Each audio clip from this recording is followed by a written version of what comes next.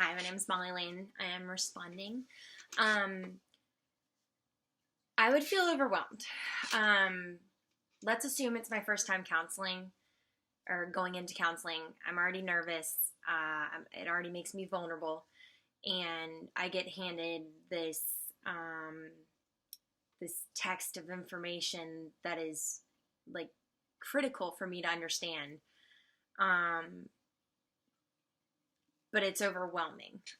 There's a lot of do's and don'ts, or what's included, what's not included, limitations, and I would feel overwhelmed. But at the same time,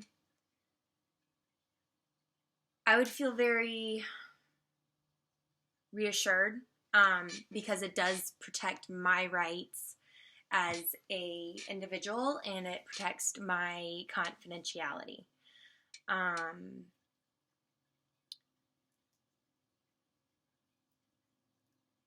I just think it all comes down to, sorry, I was reading the second question. I think it all comes down to it just being an overwhelming experience in general. Giving consent for somebody to have access, to your records, or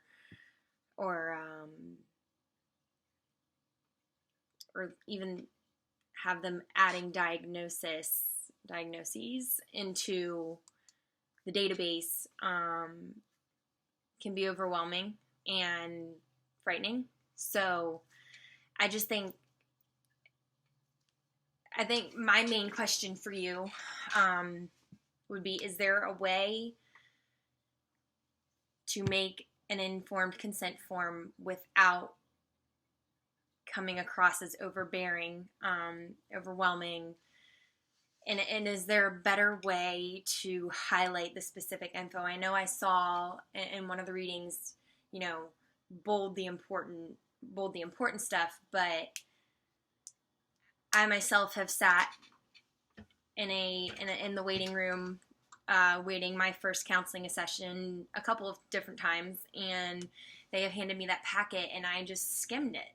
I didn't think to read every detail because it is an overwhelming amount of information. So I guess my biggest question is, how can you slim it down with still being as effective and informative? How can you make it less overwhelming for the client?